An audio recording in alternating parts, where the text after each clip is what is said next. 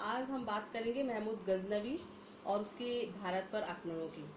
महमूद गजनवी एक महत्वाकांक्षी शासक था और गजनी के छोटे से राज्य को विशाल साम्राज्य में परिवर्तित करने का निश्चय वह रखता था। उसने सिस्तान, गरिस्तान, ख्वारिज्म, गौर आदि राज्यों को जीतकर अपने साम्राज्य में मिला लिया था। इसके बाद उसका ध्यान भारत की ओर आकर्षित हुआ। महमूद गजनवी ने भारत पर आक्रमण किए, उसके उद्देश्य क्या थे, तो उसके बारे में इतिहासकारों का मानना है कि महमूद भारत में इस्लाम का प्रचार करना चाहता था, भारत की धन संपदा को लूटना चाहता था, अपने साम्राज्य का विस्तार करना चाहता था और साथ ही अपने साम्राज्य को भारतीय शक्तिशाली राज्यों से सुरक्षित रखने के उद्देश्य हेतु ये आक्रमण उसने किए। माना जाता है कि महमूद ने भारत पर लगभग 17 आक्रमण किए और ये आक्रमण 1000 ईस्वी से 1027 ईस्वी के बीच किए गए। भारत पर उसका पहला आक्रमण हिंदू शाही राज्य पर हुआ और जयपाल पर उसने आक्रमण किया, जो उस समय वहां का राजा था। 27 नवंबर 1001 को पेशावर के पास शाही राजा जयपाल और महमूद के बीच भयानक युद्ध हुआ, जिसमें जयपाल की पराजय हुई। महमूद शाही राजधानी तक पहुंच गया और उसे बुरी तरह तबाह कर दिया। जयपाल ने सिंधु नदी के पश्चिम का क्षेत्र महमूद को देकर शांति की स्थापना की।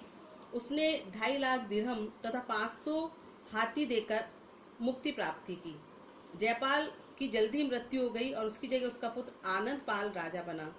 बाद के कुछ वृतांत ये बताते हैं कि अपनी पराजय से वह बहुत अपमानित महसूस कर रहा था। उसे लग रहा था कि उसके सम्मान को हानि पहुंची है और इसीलिए उसने अपनी हार के बाद आत्मदाह कर लिया।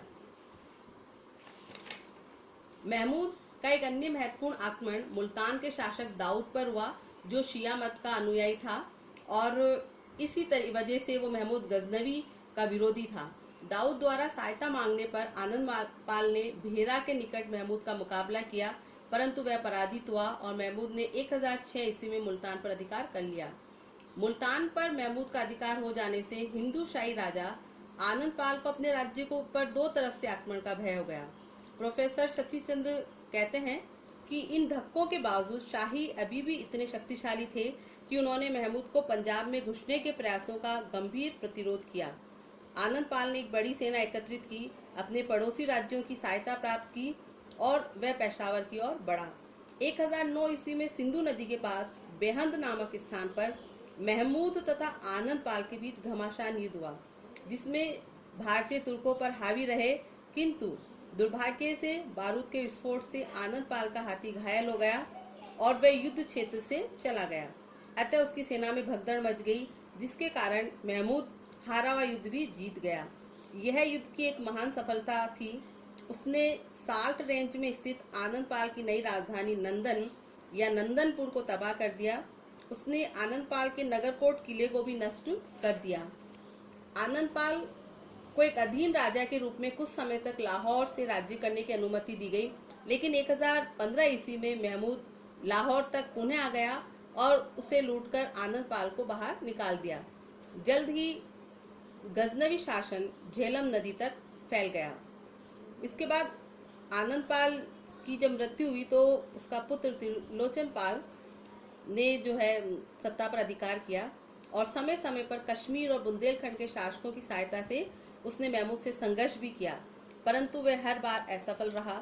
इस प्रकार शाहियों के खिलाफ लंबा युद्ध चला और शाहियों ने जमकर प्रतिरोध भी किया। अंततः हिंदू शाही राज्य 1020 ईस्वी में समाप्त हो गया। प्रोफेसर सतीश चंद्र के मतानुसार इस लड़ाई में उनका समर्थन सिर्फ मुल्तान के मुस्लिम राजा ने किया, जो गुलाम प्राप्त करने के लिए गजनी से होने वाले हमलों से परेशान था, और साथ ही उसका संबंध एक ऐसे पंथ से भी था जिसे सुन्नी इस्लाम को मानने वाला महमूद विदर्भी मानता था। ऐसा लगता है कि कोई राजपूत राजा शाहियों की मदद के लिए आगे नहीं आया। उस समय वही एक ऐसा हिंदू राज्य था जिसके शासकों ने दूरदर्शिता का परिचय दिया और अपने राज्य तथा भारत की सुरक्षा के लिए आक्रमणकारी नीति को अपनाया। साथ ही हिंदू राज्यों का संयुक्त मोर्चा बनाने का प्रयास किया और मुल्तान के मुस्लिम शासक को भी अपने साथ रखने में सफलता पाई।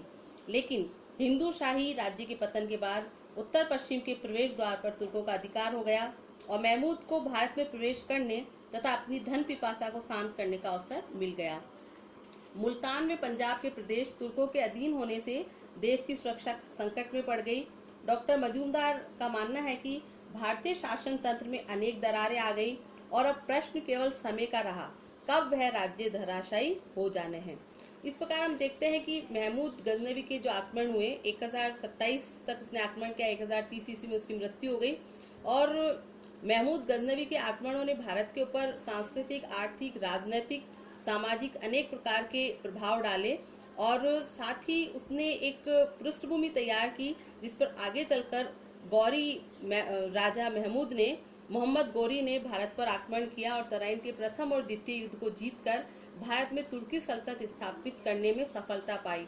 लेकिन साथ ही ये भी स्पष्ट होता है कि महमूद गजनवी भारत में आने का उसका उद्देश्य संभवतः सिर्फ आर्थिक समृद्धि पाना था, अपनी आर्थिक क्षमताओं को बढ़ाना था ताकि वो मध्य एशिया में अपने राज्य को सुरक्षित रख सके, उसका विस्तार कर सके।